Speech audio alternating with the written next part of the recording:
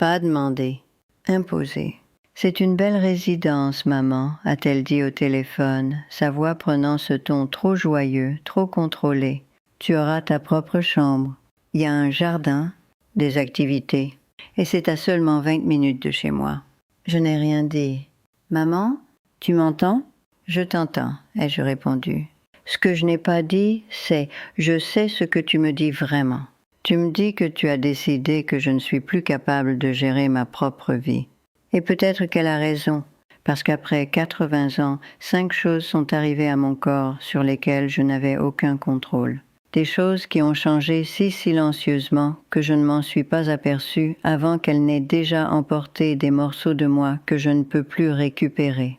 Personne ne m'a prévenu, ni mon médecin, ni les femmes à l'église qui adorent comparer leurs boîtes de médicaments comme des cartes de collection. Pas même ma propre mère avant sa mort. Ce ne sont pas les changements polis dont on parle dans les brochures. Ce sont ceux qui surviennent au milieu de la nuit, quand vous êtes seul et que votre corps cesse d'obéir aux règles qu'il a suivies pendant 8 décennies. Je m'appelle Marguerite Hélène Dubois. J'ai 83 ans. Je vis seule dans une maison en périphérie de la ville, une maison trop silencieuse et trop grande. Et je vais vous révéler les 5 choses qui arrivent après 80 ans et qui détermineront si vous gardez votre indépendance ou si vous la perdez. Si vous avez la soixantaine, cela vous attend. Si vous êtes plus jeune et que l'un de vos proches vient d'avoir 80 ans, c'est ce qu'il vous cache parce qu'il est terrifié à l'idée que vous fassiez exactement ce que Léa a fait. Et si vous avez mon âge, vous le savez déjà. Vous priez simplement pour que personne ne le remarque.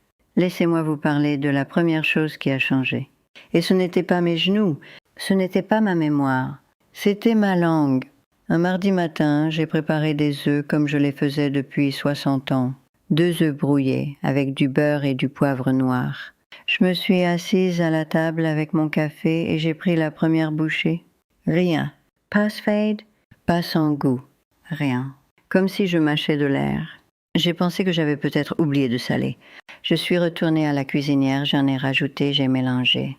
J'ai repris une bouchée. Toujours rien. J'ai ajouté de la sauce piquante, le genre que Richard disait capable de réveiller les morts. Autant manger du papier humide, c'est là que j'ai compris.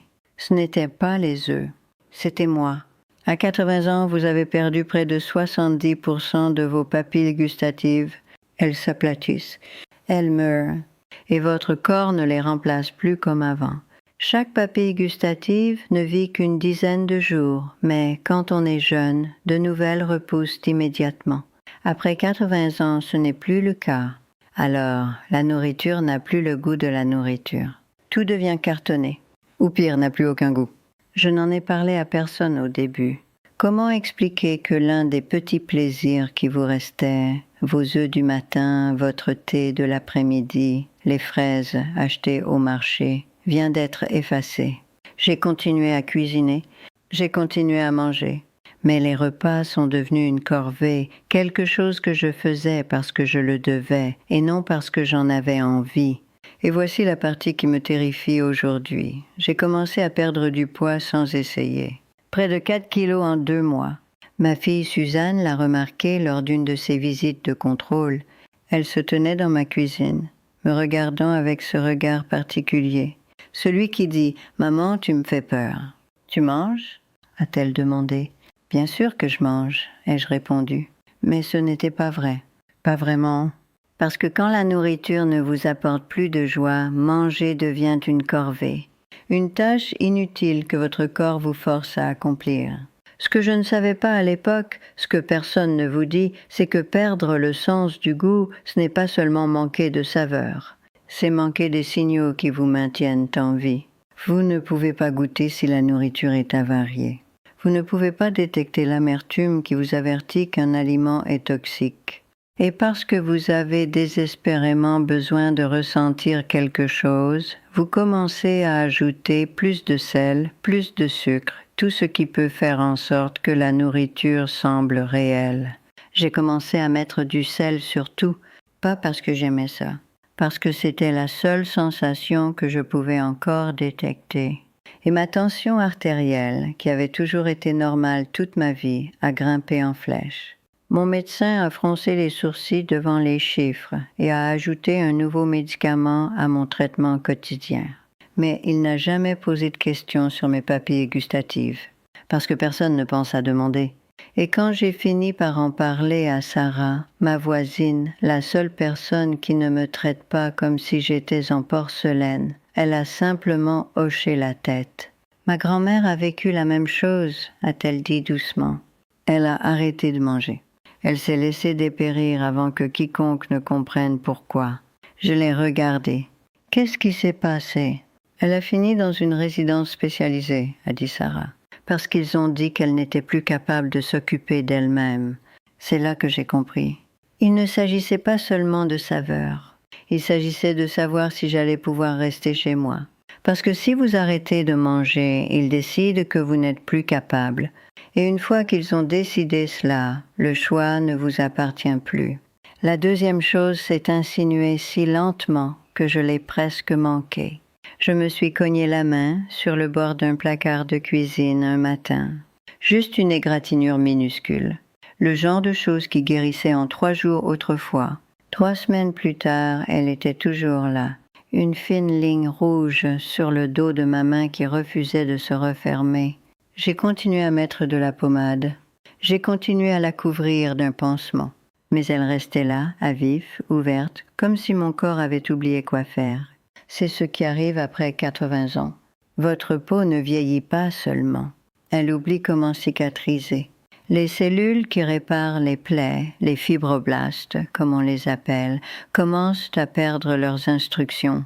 Elles errent vers la zone blessée, confuse, en retard, ou ne se montrent pas du tout. Votre peau s'amincit également de près de 20%. Donc même la plus petite bosse coupe plus profondément qu'avant.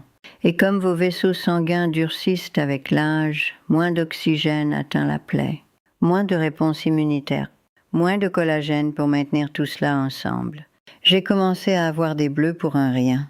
Une marque violette apparaissait sur mon avant-bras et je ne me souvenais pas m'être cogné. Il s'étendait sur ma peau comme des taches d'aquarelle et restait là pendant des semaines. Emma l'a remarqué un après-midi. Elle a touché un bleu sur mon poignet doucement, comme le font les enfants quand ils sont inquiets. « Ça fait mal, Marguerite ?»« Pas vraiment, ai-je dit. C'est juste que ça ne part pas. » Elle a réfléchi un moment, puis elle a dit, si doucement que je l'ai à peine entendu, « Peut-être que ton corps est juste fatigué. » La vérité sort de la bouche des enfants. Parce que c'est exactement ce que je ressentais. Mon corps était fatigué de se réparer.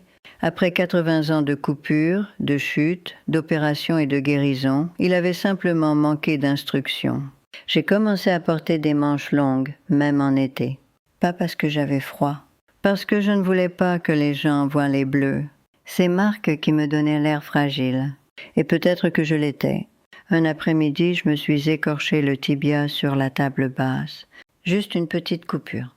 Mais cela a saigné plus que ça n'aurait dû, et quand j'ai pressé un mouchoir dessus, la peau autour s'est déchirée comme du papier humide. Je suis restée assise sur le sol, tenant le mouchoir contre ma jambe, et j'ai ressenti quelque chose que je n'avais pas ressenti depuis des années. La peur. Pas de la coupure, de ce qu'elle signifiait. Si ma peau était si fragile maintenant, que se passerait-il quand je tomberais vraiment ? Que se passerait-il si j'avais besoin d'une opération? Que se passerait-il si mon corps cessait tout simplement de guérir? Je n'en ai pas parlé à Léa. Je n'en ai parlé à personne, parce que je savais ce qu'il dirait, qu'il fallait de l'aide, que je ne devrais pas vivre seule, que c'était le moment, et je n'étais pas prête à entendre ça. La troisième chose est arrivée la nuit, et elle m'a brisée d'une manière que les autres n'avaient pas fait. J'ai commencé à me réveiller à 3 heures du matin, chaque nuit sans exception. Pas parce que j'avais besoin d'aller aux toilettes, pas parce que j'entendais un bruit. Je me réveillais tout simplement, complètement alerte, l'esprit vif et le corps bourdonnant d'une énergie agitée qui n'avait pas sa place au milieu de la nuit. Je restais allongée dans le noir, fixant le plafond, attendant que le sommeil revienne. Parfois, il revenait. Le plus souvent, non. Vers 5 heures du matin, je finissais par m'assoupir, épuisée. Puis je me réveillais à 9 heures, groggy et désorientée, comme si j'avais manqué quelque chose d'important. Je pensais que je perdais la tête. Il s'avère que l'horloge interne de mon cerveau s'était inversée. Il existe un amas d'environ 20 000 neurones derrière vos yeux qui contrôlent quand vous dormez et quand vous vous réveillez. Les scientifiques appellent cela votre rythme circadien. C'est la raison pour laquelle vous êtes fatigué le soir et alerte le matin. Mais après 80 ans, cette horloge commence à se dérégler. Vos yeux absorbent moins de lumière en vieillissant, donc les signaux qui disent à votre cerveau qu'il fait jour s'affaiblissent. Votre corps veut toujours dormir, mais il ne sait plus quand. Alors vous vous endormez à 19 heures et vous vous réveillez à 2 heures du matin. Ou vous restez éveillé toute la nuit et vous vous effondrez après le petit déjeuner. Ils ont un nom pour ça, le syndrome d'avance de phase du sommeil. Moi j'ai un autre nom pour ça, la torture. Parce que quand vous ne pouvez pas dormir la nuit, vous commencez à faire des siestes pendant la journée. Et quand vous faites la sieste pendant la journée, vous ne pouvez pas dormir la nuit. C'est une boucle dont on ne peut pas s'échapper. Et plus elle dure, plus tout le reste empire. Vous êtes épuisé, vous êtes irritable, vous ne pouvez pas penser clairement. Vous commencez à oublier des choses, pas parce que vous avez la maladie d'Alzheimer, mais parce que votre cerveau n'obtient jamais le sommeil profond dont il a besoin pour consolider les souvenirs. Et voici la partie qui m'a le plus effrayée. Lorsque votre sommeil est perturbé de cette façon, votre cerveau cesse de se nettoyer. Pendant que vous dormez, il existe un système appelé système glymphatique qui élimine les toxines et les protéines résiduelles. Mais si vous n'obtenez pas un sommeil profond et ininterrompu, ce système s'arrête. Les déchets s'accumulent, les protéines s'agglutinent, les mêmes protéines liées à Alzheimer. Donc, perdre le sommeil n'est pas seulement une question d'être fatigué, c'est perdre la capacité de votre cerveau à se protéger. J'ai commencé à garder un carnet près de mon lit, pas pour tenir un journal, juste pour noter l'heure à laquelle je me réveillais, pour me prouver que je n'imaginais pas tout. 9 mars 2h01, 10 mars 3h15, 11 mars 2h47. Chaque nuit le même schéma.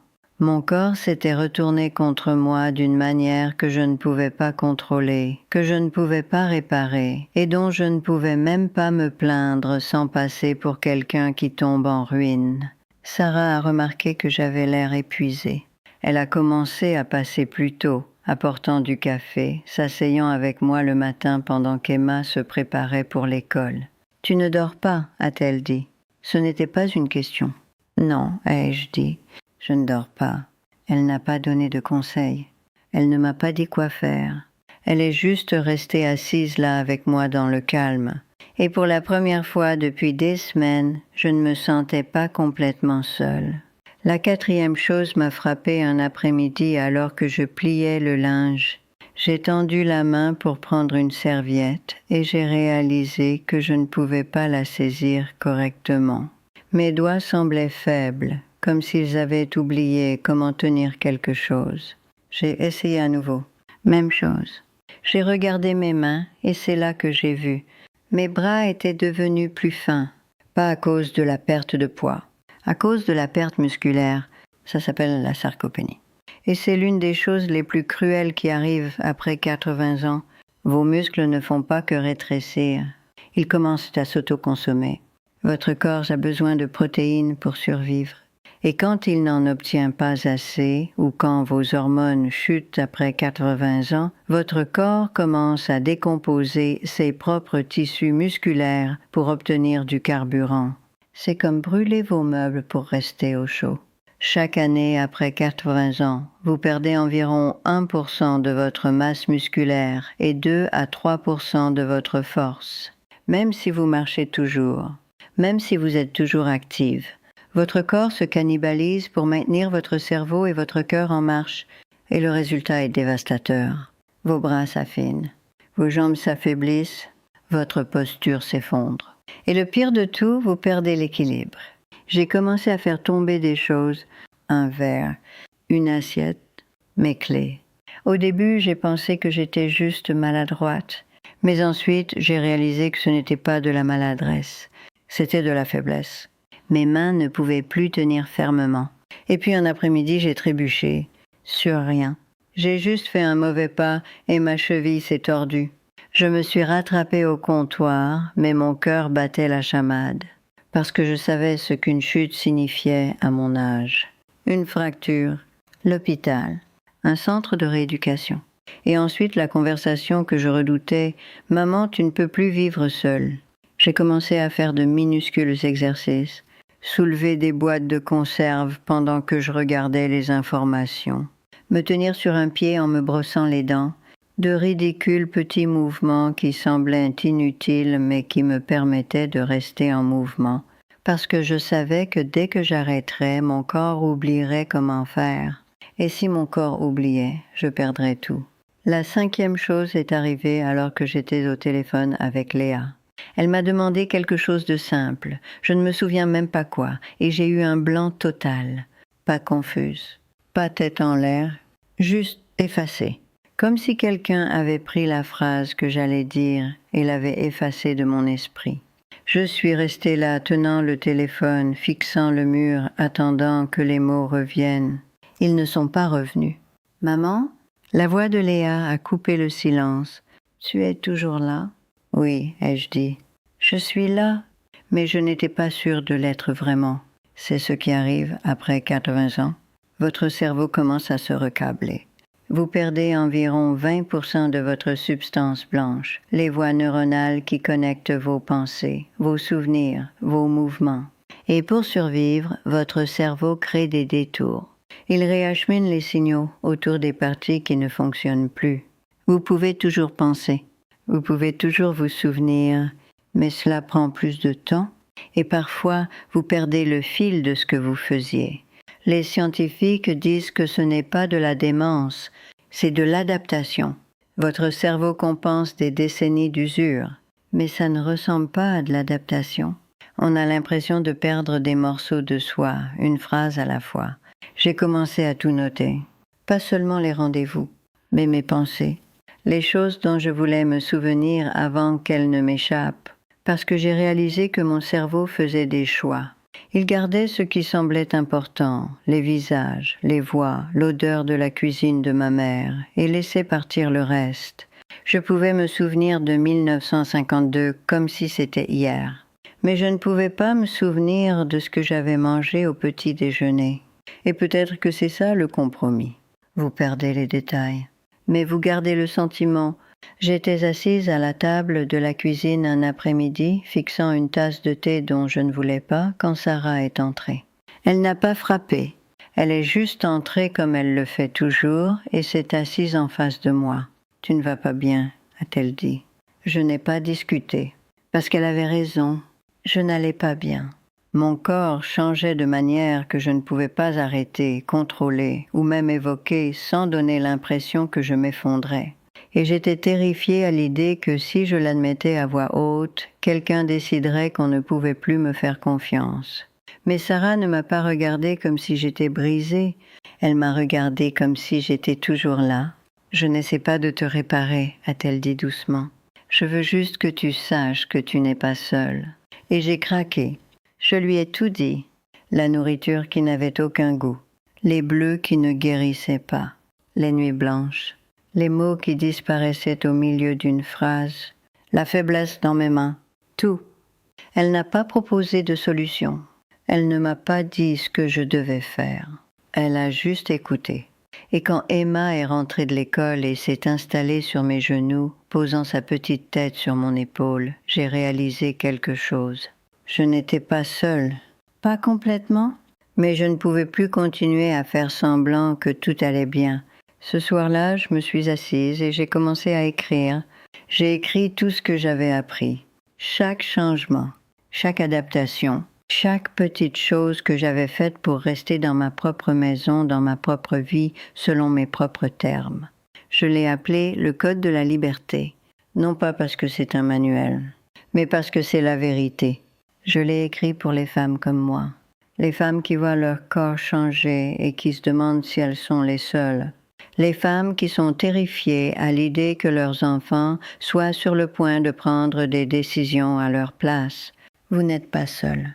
Je viens de le publier en version numérique. Le lien est dans le commentaire épinglé. Et je dois vous dire, je suis submergée par la réponse. Des femmes comme Dorothée, 81 ans, de Lyon, qui m'a dit « Je pensais que je perdais la tête. Ton livre m'a montré que je suis juste en train de m'adapter. » Et Barbara, 79 ans, de Bordeaux, qui a dit « J'ai imprimé ceci et je l'ai donné à ma fille. Maintenant, elle comprend ce que j'essayais de lui dire. » Et Simone, 84 ans, qui a écrit « Cela m'a redonné ma voix. » Je vais peut-être le retirer bientôt. Ma fille Léa l'a vu et a dit « Maman, tu n'as pas besoin de partager tout ça avec des inconnus. » Elle est inquiète. Elle pense que je m'expose trop. Mais ce ne sont pas des inconnus. Ce sont des femmes qui comprennent. Et si cela aide ne serait-ce qu'une seule personne à rester chez elle un peu plus longtemps, ça en vaut la peine. Donc si vous en avez besoin, c'est là, dans le commentaire épinglé. Tout ce que j'aurais aimé que quelqu'un me dise. Voici ce que j'ai besoin que vous compreniez. Après 80 ans, votre corps ne s'effondre pas. Il se réorganise. Il choisit la survie plutôt que la performance. Il lâche ce dont il n'a plus besoin et s'accroche à ce qui compte. Vos papilles gustatives s'effacent, mais vous pouvez toujours trouver de la joie dans les petites choses. Votre peau guérit plus lentement, mais elle guérit toujours. Votre sommeil s'inverse, mais vous apprenez à vous reposer différemment.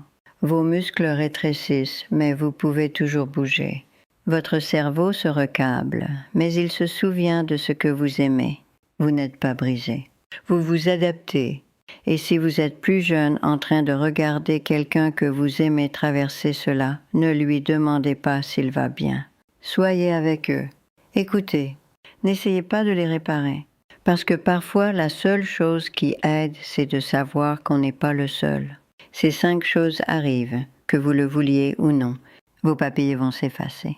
Votre peau va oublier. Votre sommeil va s'inverser. Vos muscles vont rétrécir. Votre cerveau va se recabler. Mais vous êtes toujours là. Et c'est ça qui compte. Si cela a résonné en vous, laissez un commentaire. Dites-moi ce que vous remarquez. Chez vous, chez quelqu'un que vous aimez. Mon équipe et moi lisons chacun d'entre eux. Et si vous ne l'avez pas encore fait, jetez un œil au code de la liberté. C'est dans le commentaire épinglé. Tout ce que j'ai appris, tout ce que je ne pouvais pas faire tenir ici. Je vais peut-être le retirer bientôt, la pression familiale, vous savez. Mais c'est là pour l'instant si vous en avez besoin. Merci d'être resté avec moi. Prenez soin de vous, quoi que cela signifie pour vous.